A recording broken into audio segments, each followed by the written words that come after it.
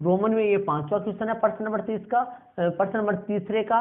खंड ए चल रहा है मॉडल पेपर का, खंड ए का क्वेश्चन नंबर तीसरा है, तीसरे का रोमन में कौन सा है, 5वां हो गया। तो चलते हैं रोमन में छठे में, इसको आप ऐड करना चाहो तो ऐड जरूर से कर लीजिए इनको।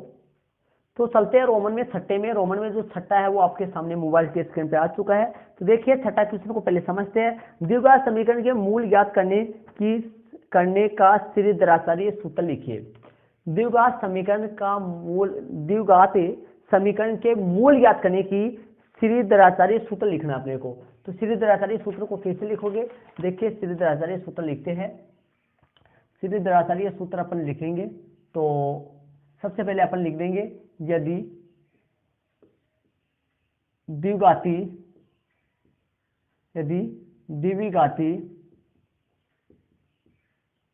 समीकरण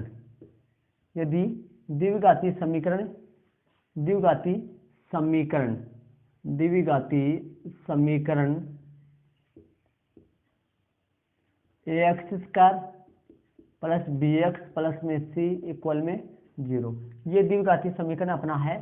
ax स्क्वायर प्लस में bx प्लस में ax स्क्वायर प्लस में bx प्लस में c इक्वल में 0, ये द्विघाती समीकरण है। स्टूडेंट से ये द्विघाती समीकरण का कौन सा रूप है, मानक रूप है। तब विविधकरण निकालेंगे, तो विविधकरण निकालेंगे, देखिए किस तरीके से लिखेंगे सूत्र आप। विविधकरण v आधा क है तय कर, कोष्टक में d आएगा। देखो v आधा क तय कर, विविधकरण d निकालेंगे तो सूत्र हो जाएगा 20 स्क्वायर माइनस 4ac, क्या हो जाएगा 20 स्क्वायर माइनस 4ac। अब लिख देते हैं द्विघाती सूत्र या त्रिदराचार्य सूत्र, तो आप लिख देते हैं द्विघाती सूत्र, त्रिदराचार्य सूत्र हो जाएगा। तो अपन x बराबर, अब x बराबर क्या आ जाएगा, दो मूल ज्ञात करने का minus b plus minus root में आ जाएगा d, जो कि b स्क्वायर माइनस में कितना आएगा 4ac, या आप d भी लगा सकते हो यहाँ पर, क्योंकि d के बारे में अपन ऊपर लिख दिया है, और बटा में 2a हो गया। ये आपके सामने आंसर हो गया स्टूडेंट्स। तो ध्यान दीजिए कई स्टूडेंट्स क्या करते हैं डायरेक्ट इसको लिख देते हैं, जो कि इसमें 20 का माइनस 4ac के बारे में भी बताना पड़ता है कि क्या है। 20 का माइनस 4ac कौन है, विविधकरण d है। तो फिर x बराबर minus b plus minus root 20 का माइनस 4ac बटा 2a हो गया, plus minus b plus minus 20 का माइनस 4ac बटा में 2a हो गए। ये आपके सामने हो गया स्टूडेंट्स। कौन सा प्रश्न हो गया, ये आपके सामने आंसर, इसको बॉक्स बंद कर देना। ये छठा क्वेश्चन हो गया, जिसमें इस सूत्र के साथ साथ ये वाला सूत्र भी अपने को लिखना पड़ा। तो ABC कहाँ से आया, इसलिए मैंने द्विघाती का लिया, समीकरण लिया। द्विघाती समीकरण ये है, कौन है ये द्विघाती समीकरण, ax square plus bx plus c है, ये लिख देना है यहाँ। ये आपके सामने रोमन में छठा हो गया। तो इसी के साथ रोमन में जो 7वां है वो अपन करेंगे, रोमन में 7वां, इनको आप अपनी नोटबुक में ऐड कर लीजिए। चलते हैं रोमन में 7वां अपन करते हैं। रोमन में जो 7वां उसका क्वेश्चन आपके सामने आ चुका है स्टूडेंट्स। पहले क्वेश्चन को समझते हैं, देखिए क्या कर रहा है। 5 सेमी लंबाई का एक रेखाखंड खींचकर उसका 2:3 में विभाजन कीजिए, केवल चित्र बनाइए। तो स्टूडेंट्स 1 नंबर का जो चित्र आएगा, 1 नंबर का है सवाल, इसलिए केवल चित्र बनानी है, अपने को रचना नहीं करनी है। तो स्टूडेंट्स ध्यान दीजिए क्या बोल रहा है, 5 सेमी लंबाई का एक रेखाखंड खींचकर। तो सबसे पहले 5 सेमी लंबाई का आपको रेखाखंड खींचना है, तो आपको स्केल लेना है, पेंसिल लेना है, और मैं जैसे जैसे बताऊं वैसे वैसे कर लेना है। तो देखते जाइए, साथ साथ करते जाइए। स्केल लेना है, क्वेश्चन नंबर 7 लगा देना है, डेस हल नहीं लगाना है, क्योंकि मेन क्वेश्चन नहीं है, क्वेश्चन नंबर 30 रहेगा जो ऊपर अपन लगा दिए थे। अब इसके नीचे नीचे क्वेश्चन चलता रहेगा, 7वां चलेगा। तो 7वें क्वेश्चन में क्या करना है, सबसे पहले आप अपनी पेंसिल ले लीजिए, स्केल ले लीजिए, और साथ ही स्टूडेंट से आप इरेजर ले लीजिए, और मेरे साथ साथ आप करते जाइए। तो सबसे पहले अपने को क्या करना है, 5 सेमी लंबाई का एक रेखाखंड खींचकर। तो सबसे पहले 5 सेमी लंबाई का रेखाखंड खींचना है। देखिए मैं खींचता हूँ 5 सेमी लंबाई का, ऊपर जगह अपने को नीचे है, नीचे जगह की जरूरत होगी। तो ध्यान दीजिए 5 सेमी लंबाई का एक रेखाखंड खींच सकते हो। तो सबसे पहले मैंने 5 सेमी लंबाई का ये रेखाखंड खींच दिया। आप स्केल से खींचोगे, मैंने वैसे ही खींची है, तो सीधी टेढ़ी हो सकती है, कोई दिक्कत नहीं, आपको स्केल से खींचना है। तो यहाँ पर क्या बोला था इसने, 5 सेमी लंबाई का एक रेखाखंड खींचकर। तो सबसे पहले अपन 5 सेमी लंबाई का रेखाखंड रेखाखंड ए बी खींच दिया है, नाम दे देता हूँ इसको ए बी। तो 5 सेमी लंबाई का एक रेखाखंड मैंने खींच लिया है। कितने सेमी लंबाई का? 5 सेमी लंबाई का रेखाखंड खींच लिया है। इसके बाद में क्या करना है? इसके बाद में देखिए प्रश्न में क्या कर रहा है, 5 सेमी लंबाई का रेखाखंड खींच लिया। इसके बाद में क्या कर रहा है, इसका देखिए, खींचकर उसका 2:3 में विभाजन कीजिए। कितने अनुपात कितने में? 2:3 में विभाजन कीजिए। तो सबसे पहले इनको 2:3 में बांटना है। तो ये जो रेखा है इसके साथ न्यूनकोण बनाने वाली रेखा खींचनी है। सबसे पहले इसका तरीका क्या है, इस रेखा के साथ स्केल लेना आपको, स्केल की मदद से और पेंसिल की मदद से इस रेखा के साथ न्यूनकोण बनाने वाली रेखा नीचे की तरफ आपको खींच देनी है। इससे थोड़ी सी बड़ी होनी चाहिए और इसका नाम डाल देना है आपको, अक्ष यहाँ पर बिंदु डाल देना है। इसके साथ न्यूनकोण बनाने वाली रेखा मैंने खींच दी है। किसके साथ? ए बी के साथ न्यूनकोण बनाने वाली रेखा कौन सी खींच दी हमने? ए एक्स खींच दी है। आपको भी यहाँ तक कार्य कर लेना है, ए एक्स खींच लेनी है। इसके साथ न्यूनकोण बनाने वाली रेखा ए एक्स, और यहाँ पर बिंदु लगा देना, अक्ष बिंदु लगा देना है। इसके बाद में आगे क्या करना है समझ लीजिए। यहाँ तक करने के बाद में, और ये आपने कितनी खींची है? 5.7 सेमी खींची है, 5 सेमी खींची है। और ये अब कितनी भी लंबी खींच सकते हो, इससे आगे जानी चाहिए। चलते आगे, यहाँ तक कर लिया होगा शायद, चलते हैं। अब इसको क्या करना है, इसको इस 2:3 में अपने को विभाजन करना है। विभाजन कैसे करना अपने को? 2:3 में। तो 2:3 को देखते हुए 2+3 मतलब 2+3, 2:3 को देखते हुए 2+3 = 5। कितने भागों में डिवाइड करना है? इसको 5 भागों में डिवाइड करना है। तो इस रेखा को इस तरीके से 5 भागों में डिवाइड करना है, ताकि बी के नीचे, ठीक नीचे, लगभग नीचे कौन आ जाए? बी से मिलने वाला आ जाए। तो इसको B5 मतलब 5 भागों में डिवाइड करना है। तो प्रकार को इतना एडजस्ट खोल के इतना एडजस्ट कर लेना है, ताकि बी के समथिंग या नीचे कौन सा पॉइंट आ जाए? लास्ट वाला पॉइंट आ जाए, जो 5वां पॉइंट होगा। तो अपन क्या करेंगे, प्रकार की नोक रख, प्रकार को इतना एडजस्ट कर लोगे, प्रकार को इतना खोल लो ताकि ये 5 भागों में बंट सके। इतना ही प्रकार को खोल लो। प्रकार की नोक ए पे लगाओ, खोल लिया होगा शायद, देखते जाओ साथ। खोल लिया तो आपने प्रकार की नोक ए पे रखना है। प्रकार की नोक ए पे रख के यहाँ से चाप काट देना है। कहाँ से? प्रकार की नोक ए पे रखना है, और प्रकार की नोक ए पे रखते हुए यहाँ पर चाप काट देना है। यहाँ पर चाप काट देना है तो यहाँ पर से कट जाएगा। इसके बाद में यहाँ पे कट जाएगा, यहाँ से यहाँ पर वापस रख के नीचे काटना है, फिर यहाँ पर कट जाएगा। ऐसे रख के नीचे 5 चाप काटने हैं आपको। कितने? 5। तो ऐसे काटोगे तो यहाँ पर कट जाएगा, और यहाँ से काटोगे तो यहाँ पर कट जाएगा, यहाँ से कटोगे तो यहाँ पर कट जाएगा, यहाँ से कटोगे तो यहाँ पर कट जाएगा, यहाँ से कटोगे तो यहाँ पर कट जाएगा। इस तरीके से 5 चाप आपको काटने हैं। मैंने हाथ से काटे हैं, मैं बिना प्रकार से किया है। आपको प्रकार से इतना खोल लेना है, प्रकार की नोक ए पे लगाना है, ए से चाप काट देना है। प्रकार को इतना खोल लेना है, प्रकार की नोक इस पे लगाना है, इतना खोल लेना है।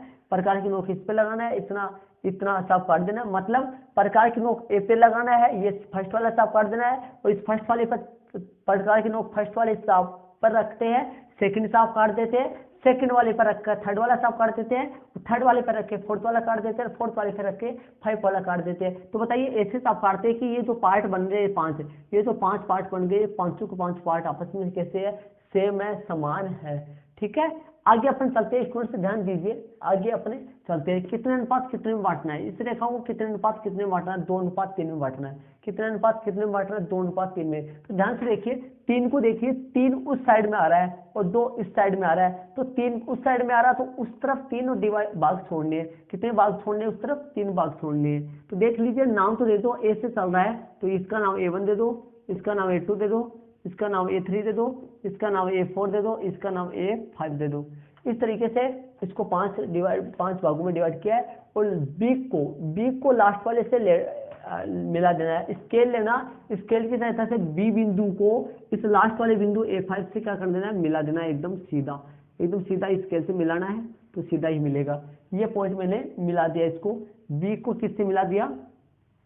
बी को A5 से मिला दिया। इसके बाद में क्या करना है? यहाँ तक देख लीजिए, लास्ट वाले को लास्ट वाले से मिला देना है। मतलब ये लास्ट है, इधर से ये लास्ट है, लास्ट वाले को लास्ट वाले से मिला देना है। अब देखिए, इस तरफ कितने भाग छोड़ने हैं? 3, और इस तरफ कितने भाग छोड़ने हैं? 2। तो देख लीजिए, ये 3 है तो अपन क्या करेंगे? 3 भाग इस तरफ छोड़ देंगे, 3 भाग इस तरफ छोड़ देंगे। 1 2 3, A2 पर आते हैं अपन, कहाँ पे पहुंचते हैं, उस तरफ देखो 3 भाग रह गए, इस तरफ 2 भाग रह गए, तो अपन कौन से बिंदु को चुनते हैं, A2 को चुनते हैं। इस तरफ 3 भाग हो गए, इस तरफ 2 भाग हो गए, तो A2 को चुनते हैं। प्रकार की नोक A5 पे रखना है, और प्रकार को इतना भी रह सकता है, प्रकार आपने इतना खुला हुआ है पहले से, प्रकार इतना भी रह सकता है, इससे थोड़ा कम भी ले सकते हो। तो प्रकार की नोक A5 पे रखना है, और प्रकार की नोक A5 पे रख के यहाँ पर चाप काट देना है ऐसे, इससे थोड़ा कम काट देना चाहिए, या इसके बराबर भी काट सकते हो, ये ऐसे चाप ऐसे काट देना, ठीक है। इस चाप के बराबर जितना यहाँ पर A5 से चाप कटा है, जितना A5 से कटा है उसके बराबर ही A2 से चाप काट देना है बाहर की ओर, इस तरीके से काट देना है A2 से ऐसे चाप काट देना आपको। सेम जितना A5 से काटा उतना ही होना चाहिए A2 से, क्योंकि उस तरफ 3 भाग छोड़ रहे हैं और आगे की तरफ 2 भाग अपन छोड़ रहे।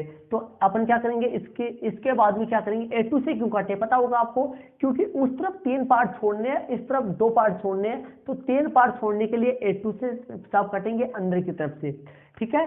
अब क्या करना है आपको, ध्यान से देख लीजिए एक बार, इधर देखिए। सबसे पहले प्रकार की नोक आपको यहाँ रखना है, और पेंसिल की नोक को कम ज्यादा करते हुए, पेंसिल की नोक को कम ज्यादा करते हुए आप यहाँ पर पेंसिल की नोक रखोगे, और यहाँ पर चाप भी काट दोगे चाप देख लो, यहाँ पर चाप भी आप काट देना, और यहाँ तक प्रकार को खोल लो।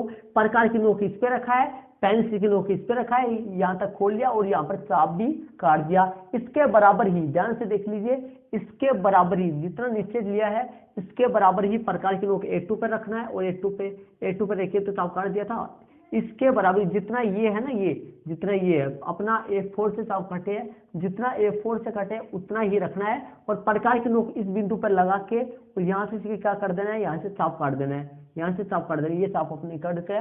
तो यहाँ पर क्या करना है, देखिए मैं वापस बताता हूँ आपको।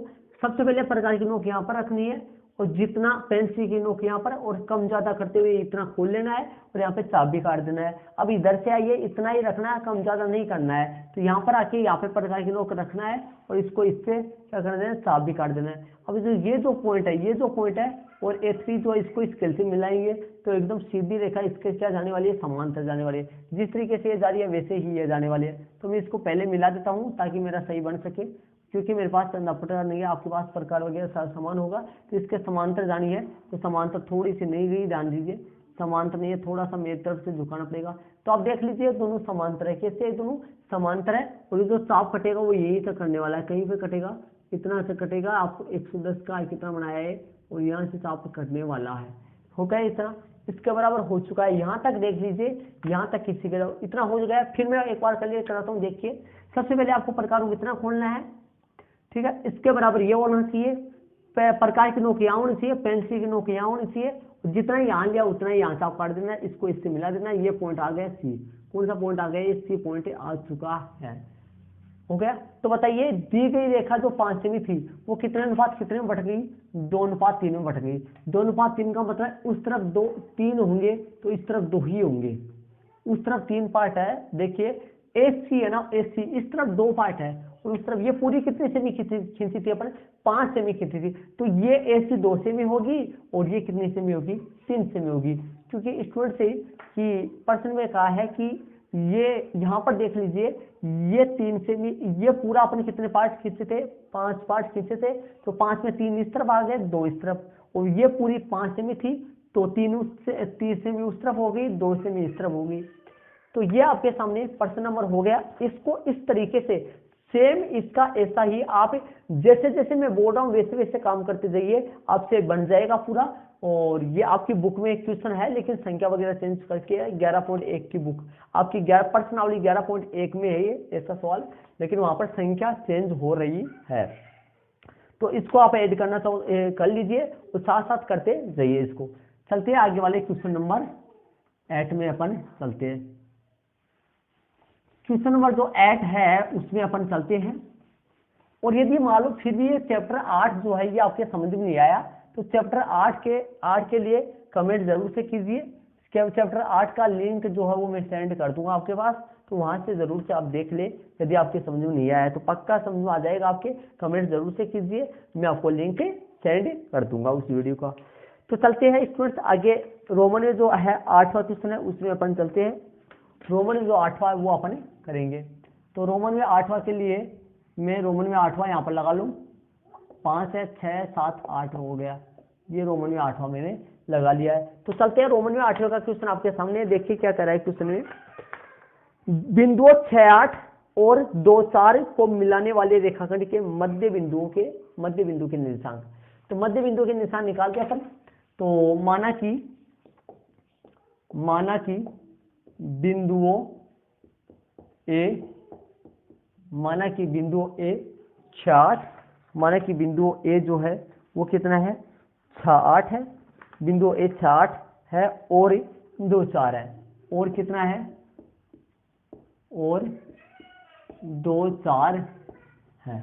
ये आपके सामने आ गया स्टूडेंट। मैंने क्या लिखा है, माना कि बिंदु ए 6, 8 व बी 2, 4 है, कितना 2, 4 है। इनके मध्य बिंदु के निशान अपने को निकालना है। तो इस मध्य बिंदु के निशान अपने को निकालना है। देखिए तो लिख देते हैं अपन सबसे पहले बिंदुओं, जिसका मध्य बिंदु अपन लिख देते हैं यहाँ पर, जिसका मध्य बिंदु यहाँ मान लेते हैं अपन, जिसका मध्य बिंदु जो है वो कौन है, मध्य बिंदु कौन है, मध्य बिंदु अपन कौन सा लेते हैं, जिसका मध्य बिंदु कोई भी नाम ले लेते हैं अपन, जैसे मध्य बिंदु बीच में P ले लेते हैं, P x y है। अब अपने को x y के निर्देशांक अपने को ज्ञात करने हैं। तो देखिए कैसे करेंगे, x y के निर्देशांक ज्ञात कैसे करेंगे।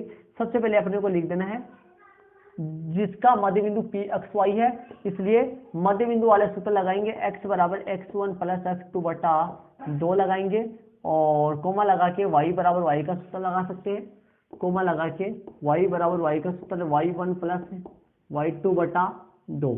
ये मैंने मान रख लिया है स्टूडेंट्स। अब मान रख देंगे, इसमें ये सूत्र काम में आएंगे।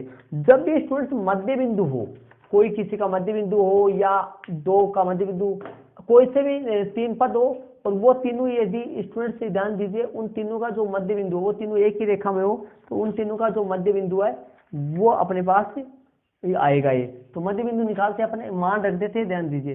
अब ध्यान दीजिए, ये ए बिंदु है, ए x1 y1 होगा, और बी जो है वो x2 y2 होगा। यहाँ पर बी लिख देना, बी जो है वो क्या होगा x2 y2। मान किससे रखेंगे आपके सामने देख लीजिए, x1 कितना है, x1 का मान, ये इसमें पहला वाला जो बिंदु है इसमें x1 y1 है, और दूसरा बिंदु है इसमें x2 y2 है। तो x1 का मान कितना है, x1 का मान 6, और y1 का मान कितना है, x1 का मान 6 और x1 प्लस x2, यहाँ पर x2 आएगा, x1 प्लस x2 बटा 2, y1 प्लस y2 बटा 2। मान रख देते x1 6 है, x2 कितना है 2 बटा 2 हो गया।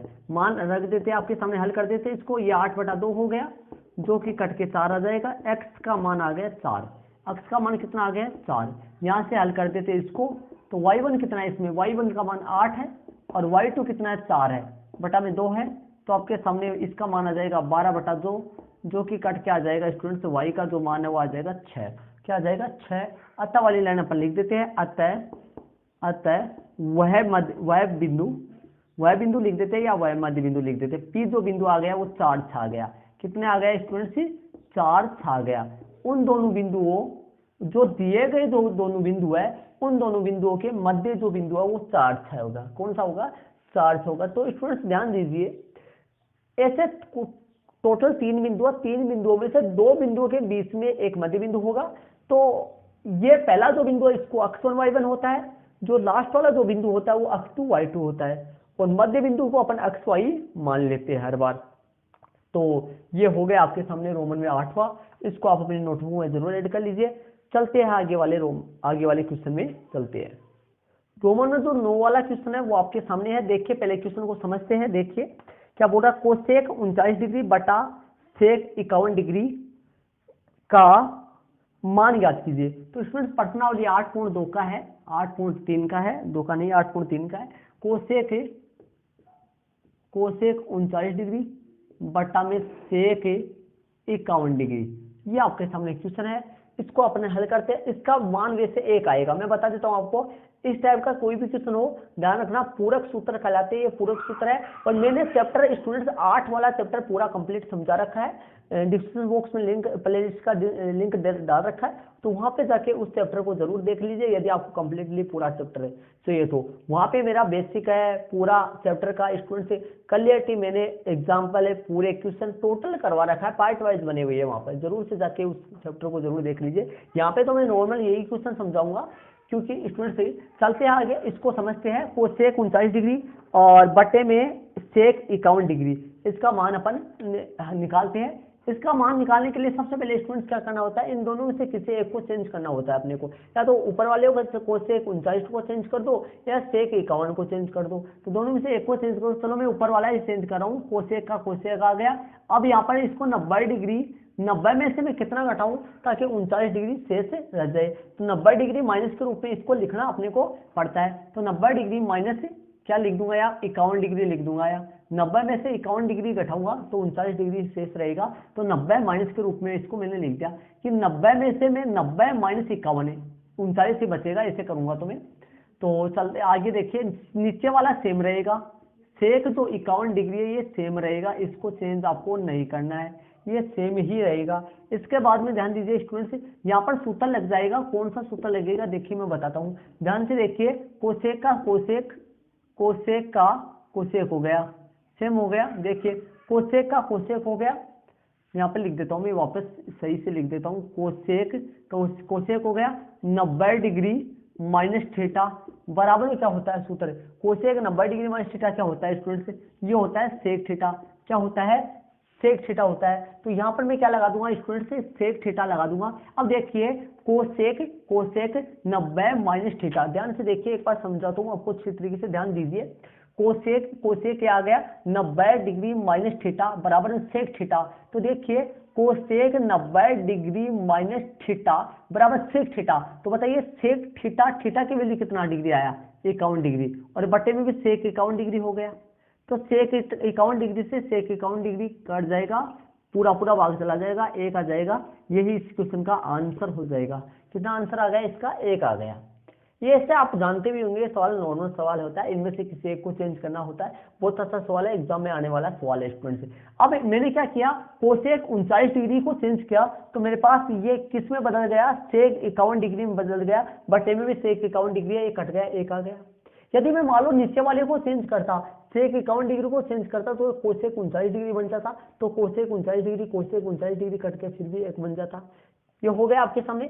चलते आगे वाले क्वेश्चन में, इनको आप ऐड कर लीजिए। यदि आपके पास कंप्लीटली पूरा है तो कोई जरूर नहीं है, वरना ऐड जरूर से कर लीजिए। पूरा मॉडल पेपर को एक साथ ऐड कर लीजिए। इस क्वेश्चन में से इस मॉडल पेपर में बहुत सारे क्वेश्चन आपके एग्जाम में आने वाले स्टूडेंट्स। तो चलते हैं, तो 10 का सवाल अपन करते हैं स्टूडेंट्स। 10 का जो सवाल है वो आपके सामने मोबाइल की स्क्रीन पे आ चुका। रोमन में 10 करते हैं। रोमन में 10 क्या बोल रहा है, यदि साइन थीटा बराबर 3/5 है, पर्सन में दे रखा है, यहाँ पर लिख देता हूं मैं पर्सनानुसार, क्या लिख देता हूं, पर्सनानुसार, पर्सन के अनुसार। पर्सन में क्या दे रखा है स्टूडेंट्स, पर्सन में दे रखा है आपके सामने, पर्सन में साइन थीटा मान दे रखा है। पर्सन में क्या करा है, साइन थीटा बराबर 3/5 है, तो कोस थीटा का मान ज्ञात कीजिए। किसका, कोस थीटा का। तो मैं यहाँ लिख देता हूं पर्सनानुसार, पर्सनानुसार साइन जो थीटा है वो आपके सामने पर्सन में दे रखा है, अगले ने 3/5। कितना दे रखा है, साइन थीटा का मान 3/5 दे रखा है, 3/5 अगले ने दे रखा है। अब इसके बाद में साइन थीटा का मान 3/5 है, साइन थीटा का जो मान है वो 3/5 है। तो मान किसका ज्ञात करना अपने को, कोस थीटा का मान चाहिए, ज्ञात किसका करना है, कोस थीटा का। तो देखिए सबसे पहले अपने को क्या करना होता है स्टूडेंट्स, ध्यान दीजिए, इसके बारे में पता कर लो। ये लंबटाकरण है, एल बटा कक्का, लाल बटा कक्का वाले सूत्र से मैंने समझाया हुआ है लंबटाकरण। मतलब आप चित्र बना लो यहाँ समकोण त्रिभुज, और समकोण त्रिभुज बना के आप ये मिलो, मैंने समकोण त्रिभुज बना लिया, ये 90 डिग्री है। और यहाँ पर देखिए, यहाँ पर थीटा को देखते हुए यहाँ पर मैं थीटा लिख देता हूँ। यहाँ पर ए आ जाता तो ए ले लेता, यहाँ पर मैंने थीटा यहाँ पर रख दिया। ये नाम हो गया इसका एबीसी समकोण त्रिभुज है। यहाँ पर 90 डिग्री, यहाँ पर थीटा है, और थीटा के सामने वाली जो भुजा है, थीटा के सामने वाला लंब माना जाता है। यदि हमें थीटा यहाँ यूज करता, थीटा यहाँ लगाता, तो लंब मेरा नीचे वाला होता। तो थीटा के सामने वाला जो लंब, थीटा के सामने वाली जो साइड है, जो भुजा है, वो लंब होगी, जो कि 3 है, और कर्ण अपने पास 5 आ गया। अपने को आधार निकालना है, जो कि आप जानते हो 4 आ जाएगा, तो निकाल लेते हैं। फिर भी समकोण त्रिभुज ए बी सी में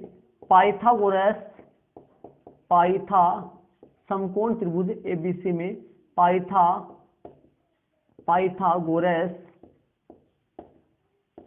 पाइथागोरस प्रमेय से समकोण त्रिभुज ABC में पाइथागोरस प्रमेय से निकालना AB है मेरे को, तो AB स्क्वायर, AB का सूत्र क्या बन जाएगा, आधार स्क्वायर कैसे निकलेगा, आधार स्क्वायर निकालने के लिए करण स्क्वायर में से घटा दो, AB स्क्वायर में से AB स्क्वायर आ जाएगा, जब AC स्क्वायर में से BC स्क्वायर माइनस कर दो तो AB स्क्वायर आ जाएगा, जब AC स्क्वायर मतलब 5 का स्क्वायर में से 3 का स्क्वायर माइनस कर दो तो AB स्क्वायर यही रहेगा, ये 25 बन जाएगा, ये 9 बन जाएगा, तो AB स्क्वायर बराबर कितना बन जाएगा, 16 बन जाएगा, तो AB बराबर क्या बन जाएगा, रूट में 16, तो AB का जो मान आ जाएगा वो प्लस माइनस 4 आएगा स्टूडेंट्स, लेकिन 4 ही होगा, AB का मान जो है वो प्लस माइनस 4 होगा, लेकिन 4 ही माना जाएगा।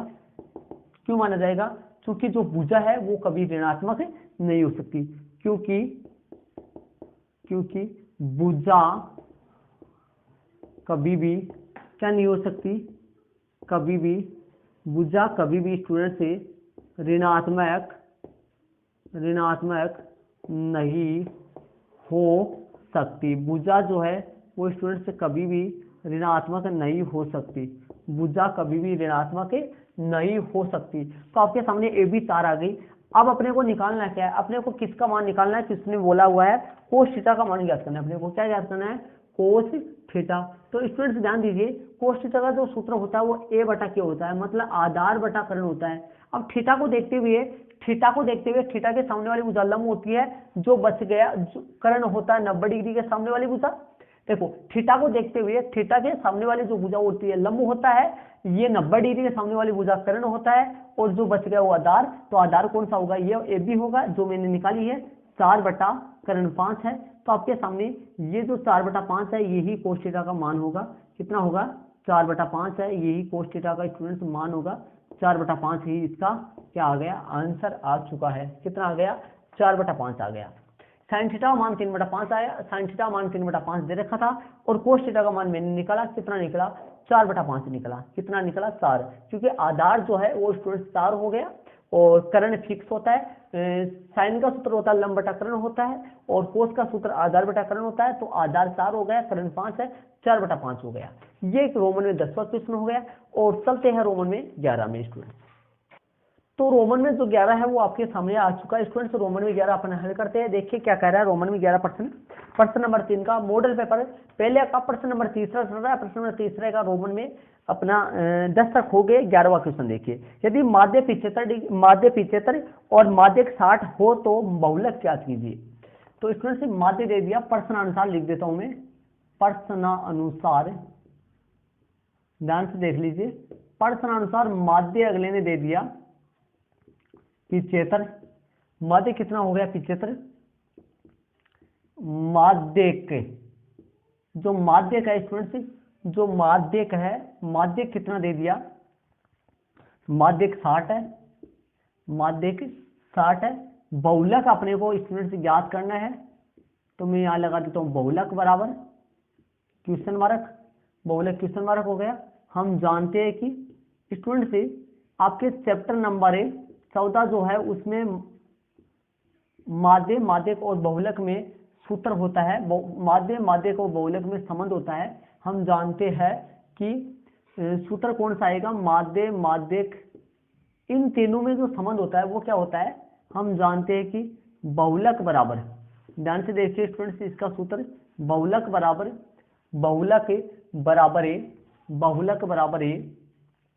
बहुलक बराबर 3 माध्यक। स्टूडेंट्स ध्यान दे लीजिए, 3 बहुलक जो उसका सूत्र होता है वो देख लीजिए, बहुलक बराबर 3 माध्यक माइनस 2 माध्य, ये स्टूडेंट्स बहुलक का सूत्र होता है। बहुलक का सूत्र इन दोनों में संबंध होता है। यदि इन 3 में से स्टूडेंट्स कोई भी 2 दे दे और 1 ज्ञात करना हो तो इस सूत्र की मदद से अपन ज्ञात कर सकते हैं। तो देखिए बहुलक अपने को ज्ञात करना है, यहीं पे रहने दो, 3 गुना बहुलक यहीं ज्ञात करना है, तो सेम ऐसे कैसे रहने दो, बहुलक लिख दो क्योंकि ज्ञात करना है। 3 माध्यक, तो माध्यक कितना अपना 60 है, माध्यक कितना, माध्यक 60 है, और 2 गुना माध्य, माध्य कितना है 75 है, माध्य कितना है 75 है। हल कर देता है, हल करेंगे तो ये आ जाएगा 36 18 180 आ जाएगा, और ये 75 150 आ जाएगा, कितना आ जाएगा 75 हो गया तो 75 हो गया है, तो 150 आ जाएगा। तो आपके सामने जो बहुलक है, इधर मैं लिख देता हूँ बहुलक, बहुलक जो आ गया वो कितना आ गया, 30 आ जाएगा। तो अतः बहुलक, अतः जो बहुलक है वो आपके सामने स्टूडेंट्स कितना आ गया, 30 आ गया बहुलक। अंडरलाइन कर देता हूँ 30 के, ये इसका आंसर आ गया। जो बहुलक आ गया वो 30 आ गया स्टूडेंट्स, कितना आ गया, 30 बहुलक आ गया। देखो इसमें माध्य और माध्यक अपने को दे रखा था, बहुलक ज्ञात करना था, तो बहुलक का ये सूत्र, माध्य माध्यक और बहुलक में संबंध होता है, बहुलक बराबर 3 माध्यक, 3 माध्यक माइनस 2 माध्य, है ना। तो मैंने 3 गुना माध्यक की जगह मैंने 60 लगा दिया, 2 गुना 75, 180 में से 150 गए तो 30 बच गया, बहुलक आ गया 30। ये रोमन में 11 हो गया। तो लास्ट क्वेश्चन 12वां अपन करते। 12वां जो क्वेश्चन है वो आपके सामने है, देखिए चलते हैं 12वें क्वेश्चन में। रोमन में 12वां क्वेश्चन, प्रश्न नंबर 3 का रोमन में 12वां वाला क्वेश्चन। तो देखिए एक पासे को फेंकने पर एक अभाज्य संख्या आने की प्रायिकता। तो घटना सबसे पहले अपन मान लेते हैं, घटना मानते हैं। तो घटना मान लेते हैं कि पासे पर, सबसे पहले घटना को मान लेते हैं कि माना कि घटना ए पासे पर एक क्या आना, पासे पर एक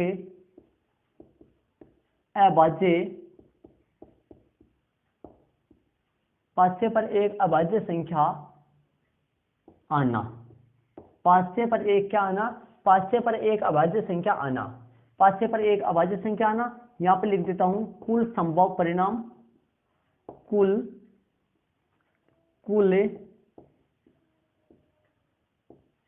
संभव परिणाम। जब एक पासे को एक बार फेंकते हैं तो कुल संभव परिणाम क्या क्या प्राप्त होंगे, 1 2 3 4 5 और 6।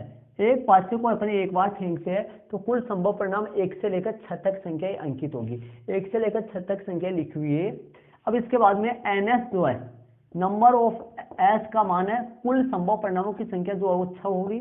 नंबर ऑफ ए, तो ध्यान दीजिए स्टूडेंट्स, ए क्या मानने थे अपने, ए घटना क्या माननी है, पासे पर एक अभाज्य संख्या होना। तो पासे पर अभाज्य संख्या होना के अनुकूल परिणाम, पासे पर अभाज्य संख्या होने के अनुकूल परिणाम 3 है। कौन कौन से है, 2 3 और 5।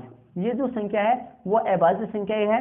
तो P ऑफ ए मतलब घटना ए की प्रायिकता, नंबर ऑफ ए घटना ए के अनुकूल परिणाम, नंबर ऑफ एस घटना एस के अनुकूल कुल परिणाम हो गया 3/6, जो कि कट के 3 3 दूनी 6।